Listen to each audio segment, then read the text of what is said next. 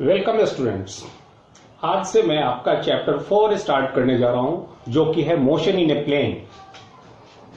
तो chapter 4 motion इन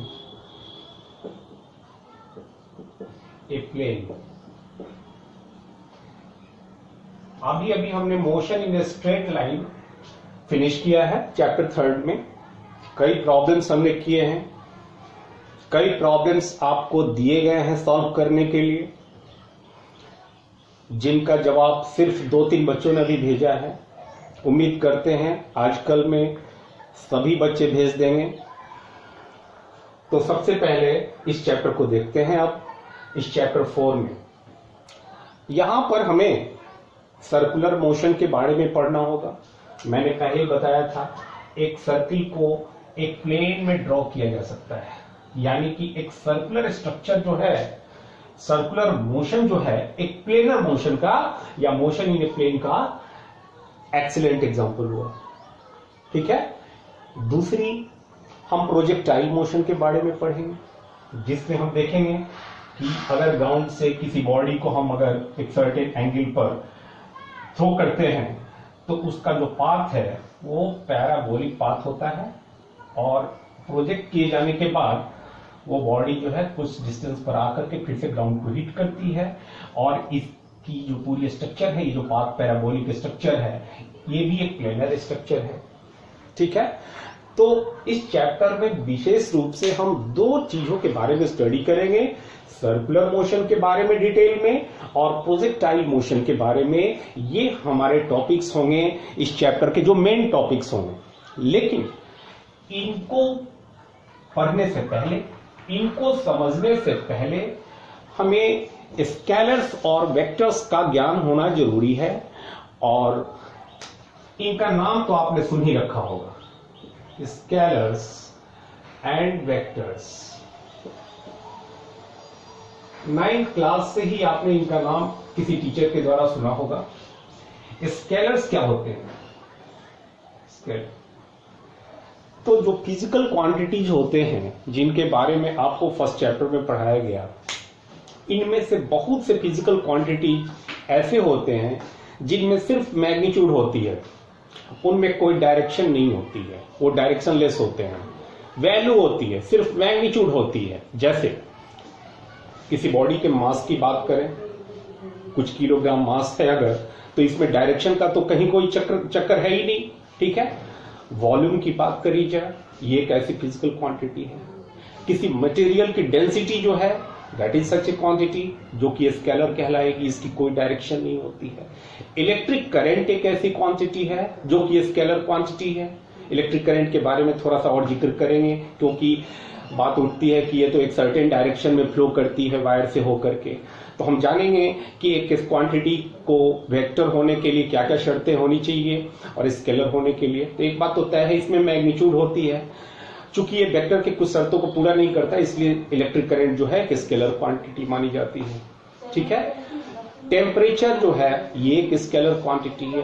और भी कई फिजिकल क्वांटिटी जो ऐसे हैं जिनमें सिर्फ मैग्नीट्यूड होती है, वैल्यू होती है, और कोई डायरेक्शन नहीं होती है। ठीक है। तो स्केलर क्वांटिटीज, स्केलर्स क्या है? The physical quantities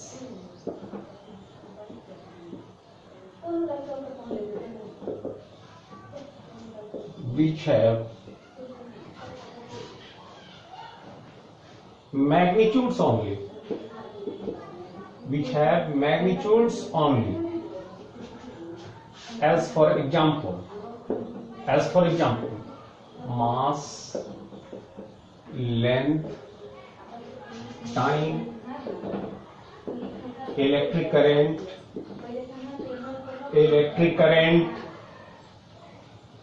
temperature, etc. Such quantities do not have any direction. ठीक है। अब बात करते हैं, ये तो हो गई पहली क्वांटिटी जो स्केलर्स। दूसरा, वेक्टर्स क्या होते हैं? वेक्टर्स ये वो फिजिकल क्वांटिटीज हैं जिनमें मैग्नीट्यूड के साथ साथ डायरेक्शन भी होता है। न सिर्फ डायरेक्शन होता है और मैग्नीट्यूड होता है, बल्कि आगे आने वाले समय में हम vector rules of addition subtraction के बारे में हम पढ़ेंगे। तो वो क्वांटिटीज जो vector rules of addition subtraction को फॉलो करते हैं, वो क्वांटिटी जो है वेक्टर की श्रेणी में, वेक्टर के क्लास में, फैमिली में रखे जाएंगे। ठीक है, तो ध्यान देना, the quantities, physical quantities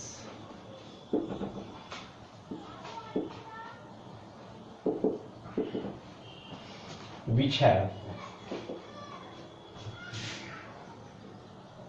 magnitudes,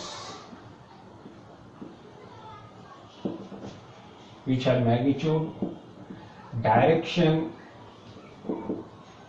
and which follows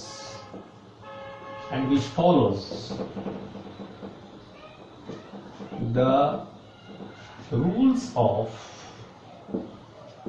vector addition and subtraction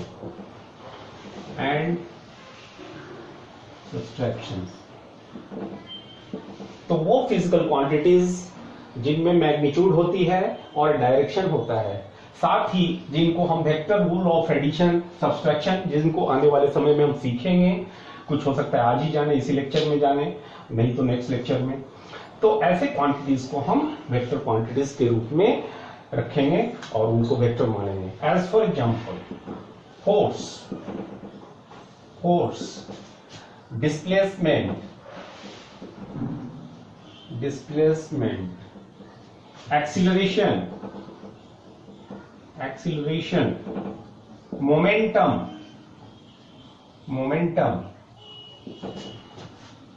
electric field,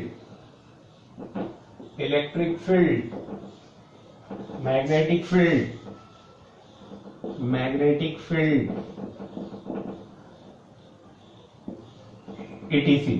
ये वो कुछ क्वांटिटीज हैं जो वेक्टर कहलाती हैं, और भी बहुत सारे क्वांटिटीज हैं जो वेक्टर्स की श्रेणी में आएंगे, और भी कई क्वांटिटीज हैं जो स्केलर्स कहलाएंगे। आपने समझ लिया होगा कि इन दोनों में अंतर क्या है, मुख्य अंतर क्या है।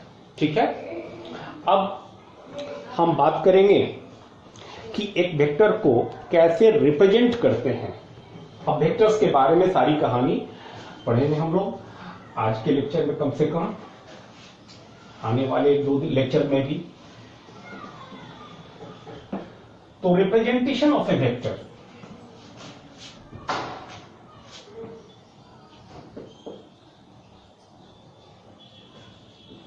रिप्रेजेंटेशन ऑफ ए वेक्टर,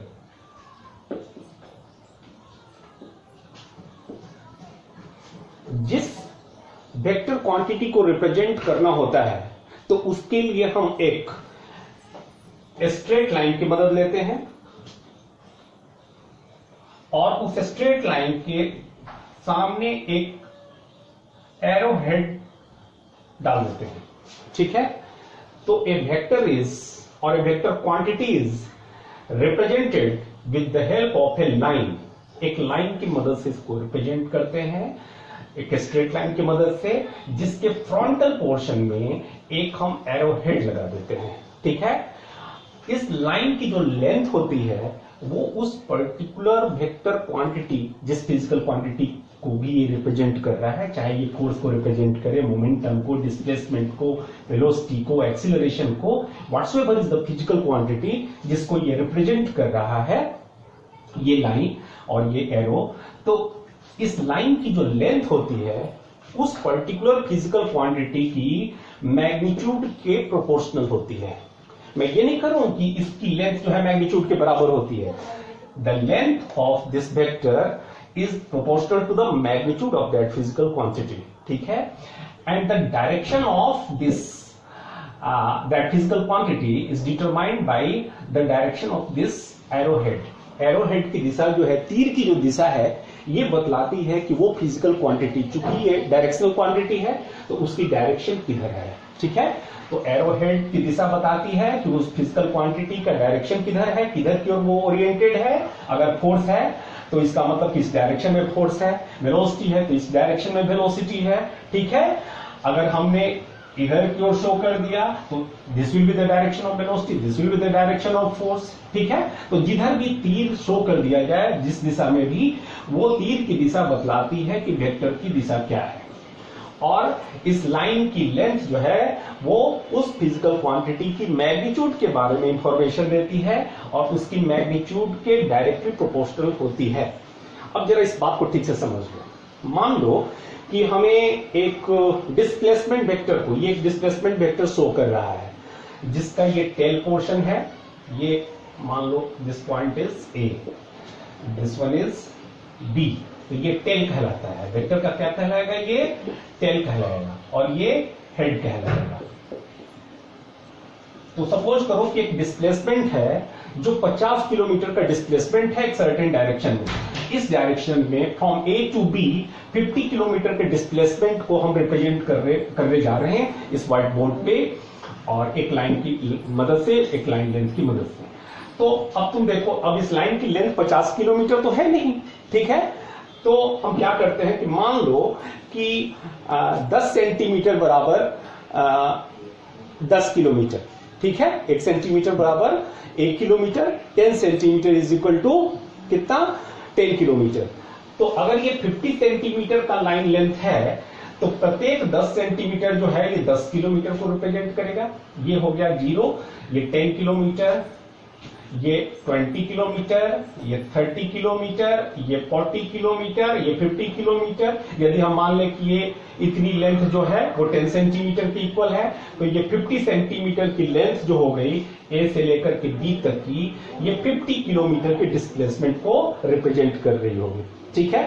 तो magnitude of the vector is directly proportional to the length of this line, the length of this straight line, ठीक है।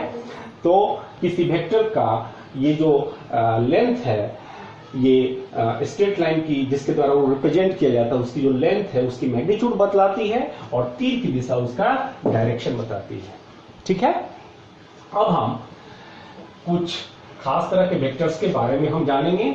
जैसे सबसे पहले डिस्प्लेसमेंट वेक्टर की बात करेंगे, ठीक है। और हाँ, पोजीशन वेक्टर की। पोजीशन वेक्टर क्या होता है? पोजीशन वेक्टर तो जैसा नाम से क्लियर है कि the vector, A vector which gives information which represents, कर लो,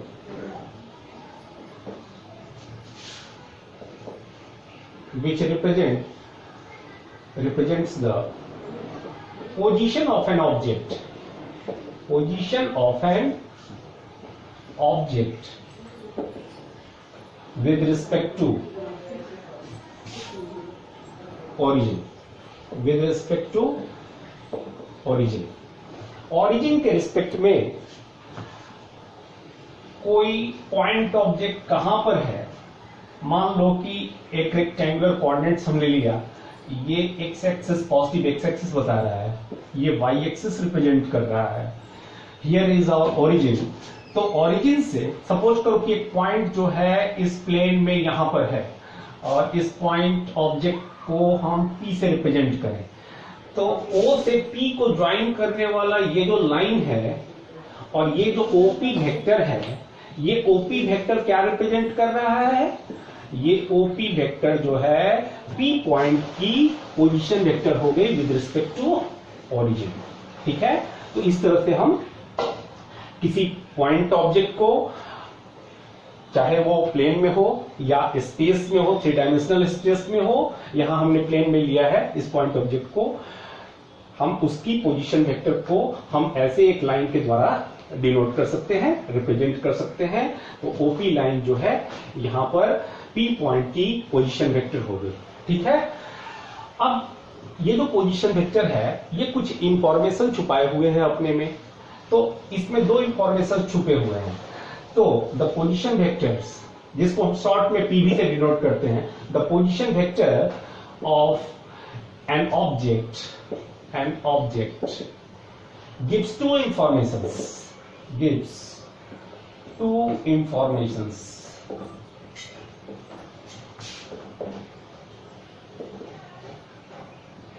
इंफॉर्मेशन।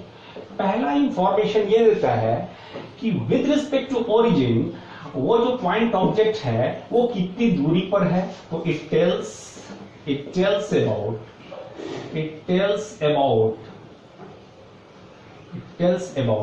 द डिस्टेंस ऑफ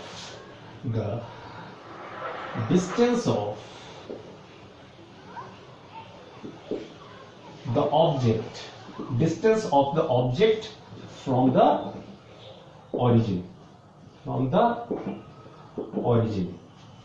दूसरा ये बताता है कि P पॉइंट ऑब्जेक्ट जो है हमारा वो किस डायरेक्शन में है। सपोज करो कि पॉजिटिव एक्स एक्सिस के साथ जैसा साफ दिख रहा है ये कुछ एंगल सबटेंड कर रहा होगा, मान लो ये थीटा एंगल बना करके है।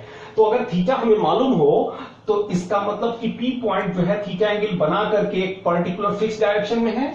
तो अगर थीटा मालूम है तो यानी कि हमें इस ऑब्जेक्ट का जो कि इस प्लेन में लोकेटेड है इसका हमने ओरिएंटेशन भी मालूम कर लिया, इसकी जो डायरेक्शन है वो भी मालूम कर लिया। तो it tells about the distance of the object from the origin, और दूसरा it gives information about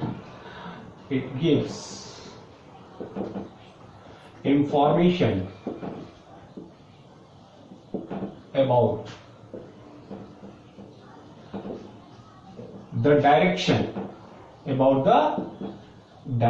of the object in a space or in plane wherever this point object is lying। ठीक है, तो ओरिजिन के respect में origin से इस point P की जो स्ट्रेट लाइन डिस्टेंस और डिस्टेंस है ये बता रही है कि ये कितनी दूरी पर पॉइंट ऑब्जेक्ट है विद रिस्पेक्ट टू ओरिजिन। और दूसरा थीटा एंगल अगर आपको मालूम है तो पॉजिटिव एक्स एक्सिस के साथ वो कितने एंगल पर इंक्लाइन होकर के वो पॉइंट ऑब्जेक्ट जो है स्पेस में लोकेटेड है, प्लेन में लोकेटेड है। ठीक है, तो ये दो इंफॉर्मेशन जो है ये पोजीशन वेक्टर अपने आप में समेटे हुए हैं, और हम कहते हैं कि position vector of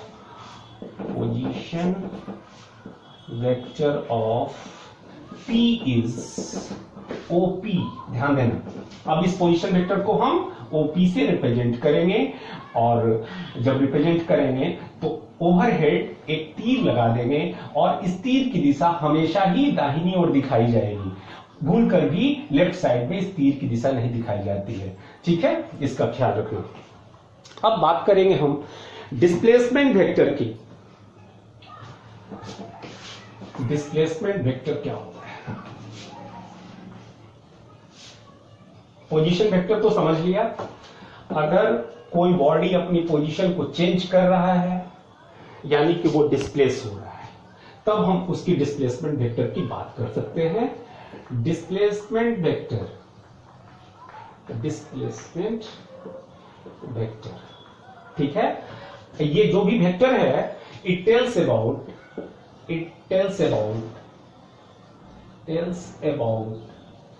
the magnitude and direction of change in position of an object, किसी ऑब्जेक्ट की पोजीशन में जो चेंज हुआ है वो किस डायरेक्शन में हुआ है, उसकी मैग्नीट्यूड कितनी है चेंज इन पोजीशन की, उसके बारे में ये डिस्प्लेसमेंट वेक्टर हमें इंफॉर्म करता है। ठीक है, तो वैसे ही सपोज करो कि ये एक्स कोऑर्डिनेट हो गया, ये वाई कोऑर्डिनेट, यहां अगर ओरिजिन है, सपोज करो कि एक पॉइंट ऑब्जेक्ट यहां था, पहले P पॉइंट पर था, और ये ऑब्जेक्ट मूव करके शिफ्ट होकर के यहां आ गया। तो जब P पॉइंट पर था तो इसकी कुछ पोजीशन होगी, ये हो गई इसकी पोजीशन वेक्टर OP। जब ये P पॉइंट पर था तो OP इसकी पोजीशन वेक्टर हो गई। क्लियर है? अब OP को मान लो कि ये R1 पोजीशन वेक्टर है P पॉइंट की, और ये पॉइंट ऑब्जेक्ट जो है यहां से इसी प्लेन पर चलते हुए सपोज करो कि यहां आ गया, पॉइंट Q पर आ गया, लोकेशन Q पर आ गया कुछ देर के बाद। ठीक, जब Q पर आ गया तो इसकी पोजीशन वेक्टर शिफ्ट हो जाएगी, OP जो पोजीशन वेक्टर थी वो शिफ्ट होकर के अब OQ पर आ गई। तो इसकी पोजीशन वेक्टर शिफ्ट होकर के OQ हो गई, और मान लो कि ये स्मॉल r2 से रिप्रेजेंट किया जाए, ठीक है। तो पोजीशन में जो चेंज हुआ P से Q पर, तो इस डायरेक्शन में चेंज हुआ है, बोलो the change in position takes place in this direction.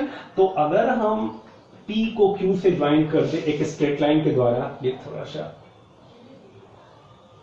तो ये जो वेक्टर हुआ कौन सा, PQ वेक्टर, PQ वेक्टर जो है, ये जो है this is the displacement vector, यही है आपका displacement vector, displacement vector.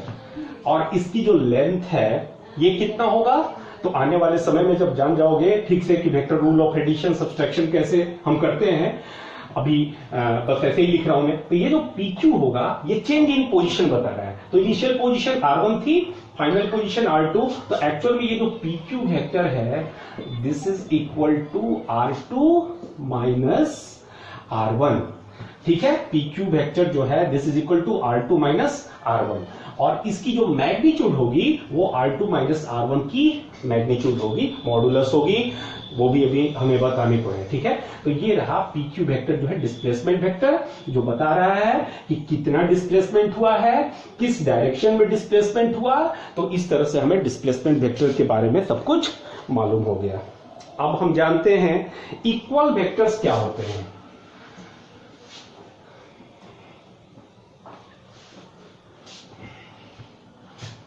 Equal vectors,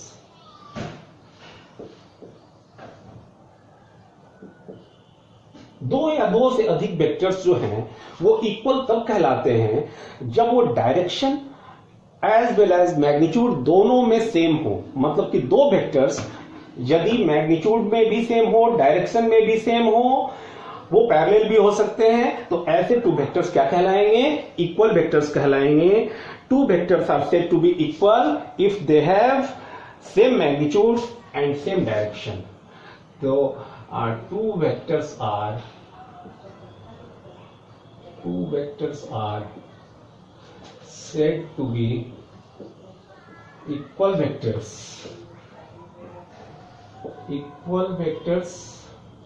if their magnitudes as well as directions both are same। तो ऐसे वेक्टर्स जो हैं इक्वल वेक्टर्स कहलाएंगे। सपोज करो कि एक वेक्टर हमारे पास है, वेक्टर A, एक दूसरा वेक्टर है सेम लेंथ का, सेम डायरेक्शन में एक्ट करता हुआ। ध्यान देना, अगर इस वेक्टर की लेंथ और ये दूसरा वाला वेक्टर अगर इसे B मान ले हम, यदि दोनों की लेंथ जो है सेम है, डायरेक्शन तो सेम दिख ही रहा है, तो ये दोनों वेक्टर्स जो हैं इक्वल वेक्टर्स कहलाएंगे। और इनको हम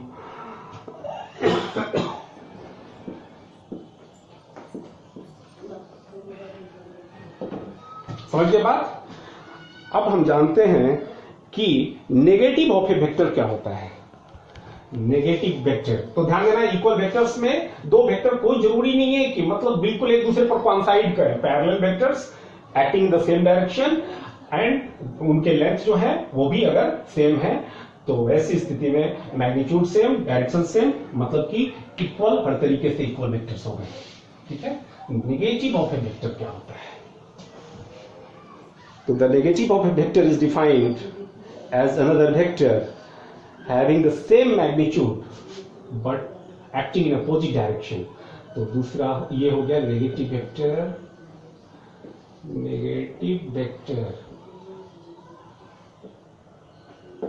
तो negative of A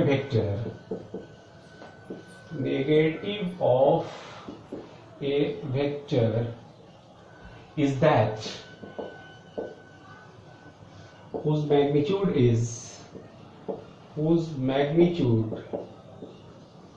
is same as that of the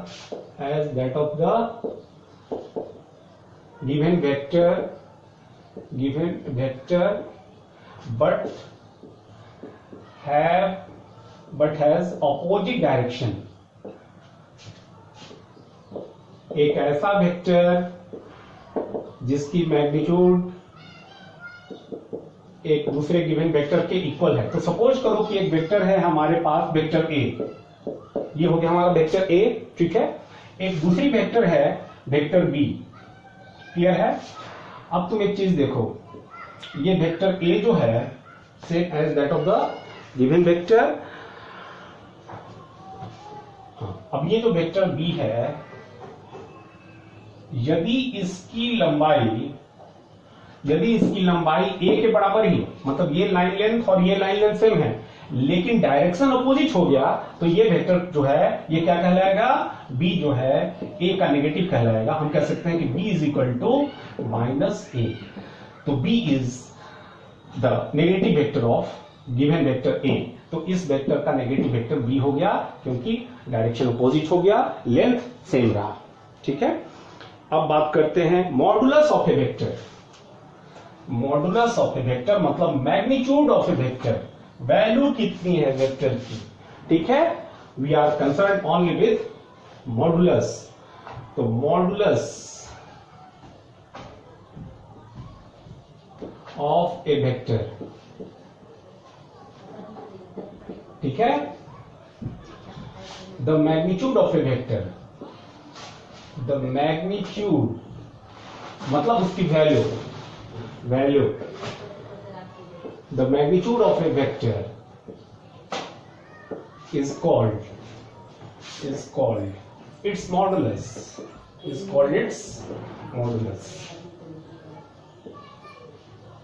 किसी वेक्टर का जो मैग्नीट्यूड है वो क्या कहलाता है। मैग्नीट्यूड का मतलब क्या, सपोज करो कि एक वेक्टर है और ये फोर्स है, सपोज ये फोर्स को रिप्रेजेंट कर रहा है और ये 50 न्यूटन फोर्स को रिप्रेजेंट कर रहा है, तो 50 क्या हुआ, इसका मॉडुलस हो गया, ठीक है। ये फोर्स की जगह कुछ और हो सकता है, वेलोसिटी वेक्टर है मान लो अगर, ठीक है। सपोज करो कि 20 मीटर पर सेकेंड को ये रिप्रेजेंट कर रहा है, तो 20 क्या हो गई, 20 इज द मैग्नीट्यूड। अब उसके डायरेक्शन से मैं मतलब नहीं है, we will only be concern with the magnitude.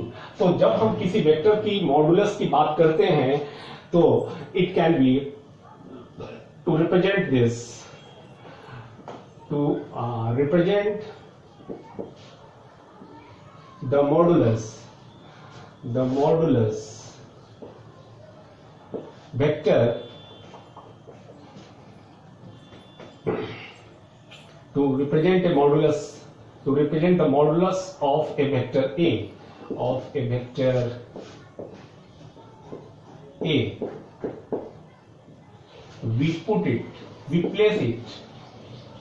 we place it between two lines। इसको हम क्या करते हैं, प्लेस कर देते हैं दो लाइंस के बीच में। ये देखो, ये 2 वर्टिकल लाइंस ड्रॉ किया गया, इसके बीच में अगर किसी वेक्टर को रख दिया जाए तो इसका मतलब हुआ कि अब हमें इस वेक्टर की डायरेक्शन से कोई मतलब नहीं है कि डायरेक्शन क्या है। We want the information only about its magnitude. तो दो खंभों के बीच में, दो लाइंस के बीच में अगर किसी भी वेक्टर को पुट कर दिया जाए तो ये अंडरस्टूड है कि यहां सिर्फ और सिर्फ उसकी मैग्नीट्यूड की बात करी जा रही है, ना कि उसके डायरेक्शन की बात हो रही है, ठीक है। तो जहां कहीं भी ऐसा देखना, समझ लेना कि उस वेक्टर की, किस वेक्टर की, जिसको इन दोनों खंभों के बीच रखा गया है, जिस वेक्टर को इन दोनों लाइंस के बीच में प्लेस किया गया है, हम इसकी सिर्फ वैल्यू से कंसर्न्ड है, इसके डायरेक्शन से हमें कोई लेना देना नहीं है, ठीक है। तो मॉडुलस ए का मतलब सिर्फ वेक्टर की मैग्नीट्यूड, ठीक है। कैसे निकालते हैं मैग्नीट्यूड, ये सब हम लोग आगे आने वाले समय में जानेंगे, लेकिन सबसे पहले हम लोग जाने यूनिट वेक्टर क्या होता है। यूनिट वेक्टर जैसा नाम से क्लियर है, एक ऐसा वेक्टर जिसकी मैग्नीट्यूड 1 हो। तो यूनिट वेक्टर जो है, unit vector is a vector, unit vector of a unit vector is a vector of magnitude 1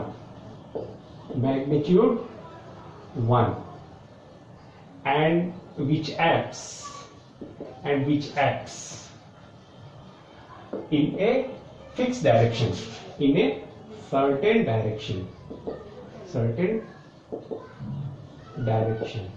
ठीक है। एक ऐसा वेक्टर जिसकी मैग्नीट्यूड 1 है, यूनिट है, ठीक है, लेकिन उसकी डायरेक्शन है। सपोज करो कि ये एक वेक्टर है और इसकी लाइन लेंथ को हम 1 यूनिट मान लें, तो इसकी लाइन लेंथ अगर 1 यूनिट की है तो तुम देख रहे हो कि तीर जो है बता रहा है कि इसकी एक सर्टेन डायरेक्शन की है, तो ये क्या हुआ, एक यूनिट वेक्टर हुआ। तो इसकी मान लो कि एक वेक्टर है, तो इसकी मैग्नीट्यूड कितनी हो जाएगी, एक कैप जो है इज इक्वल टू 1 हो जाएगा। ध्यान देना, एक यूनिट वेक्टर को हम जनरली उसके ऊपर, उस वेक्टर के ऊपर एक कैप के द्वारा शो करते हैं, जिसको हम हेड भी कहते हैं, ठीक है। A unit vector is represented by a unit vector A is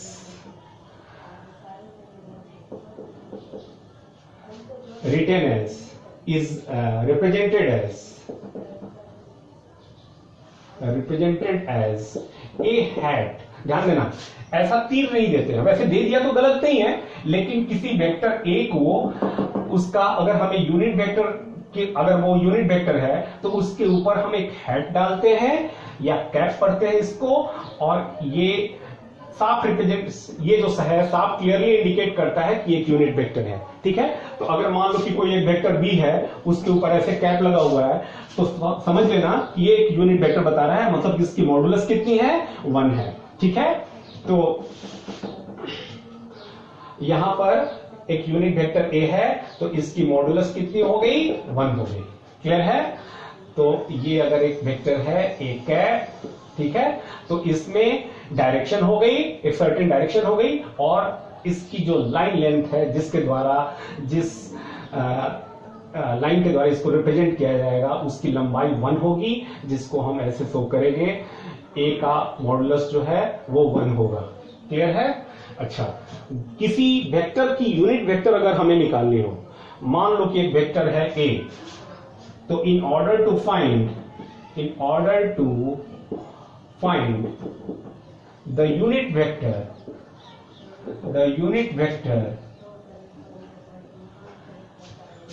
along a given vector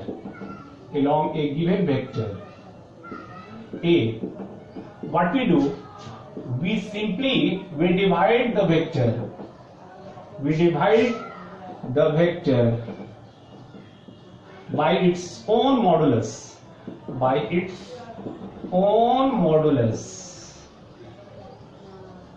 ठीक है।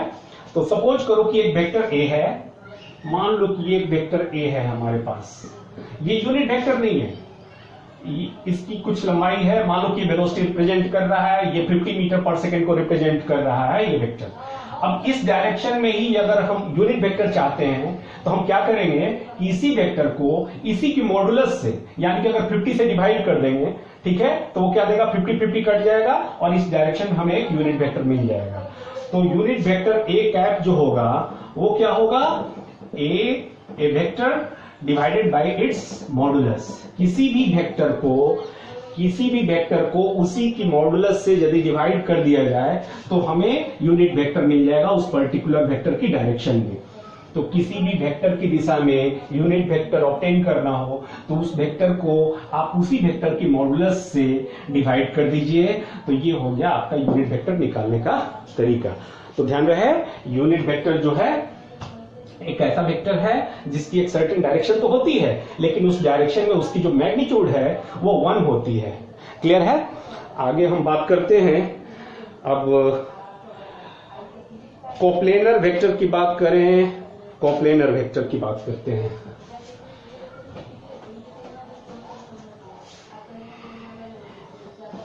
Coplanar vectors,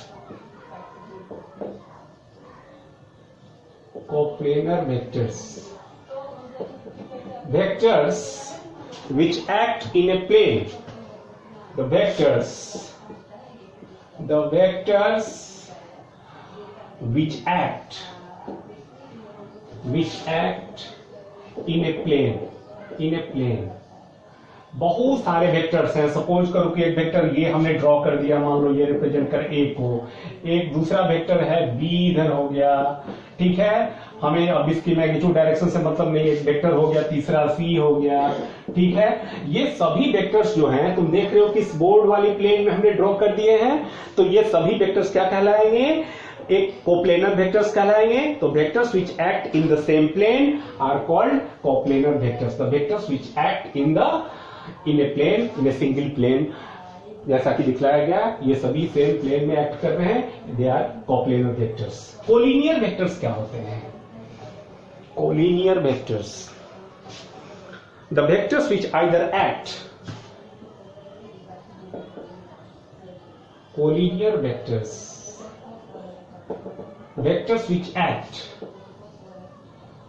vectors which act, which either act,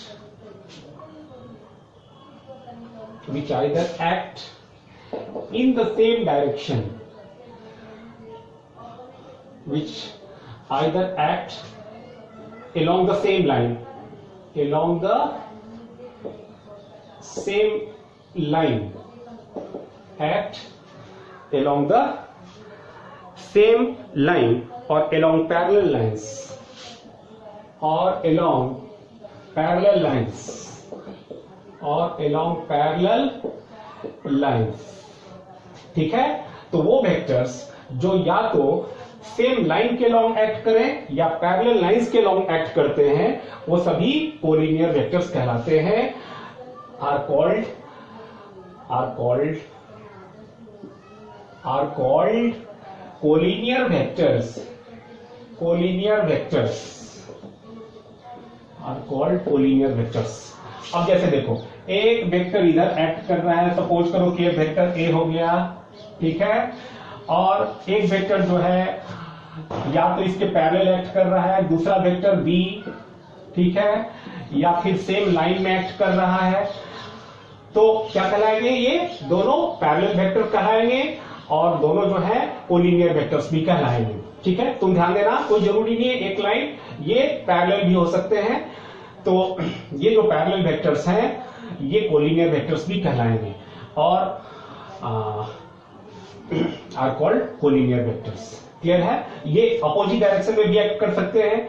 तो मान लो कि बी वेक्टर जो है वो इधर की ओर है, बी वेक्टर इस डायरेक्शन में एक्ट करता है, तो ये भी क्या है? कोलिनियर वेक्टर्स कहलाएंगे।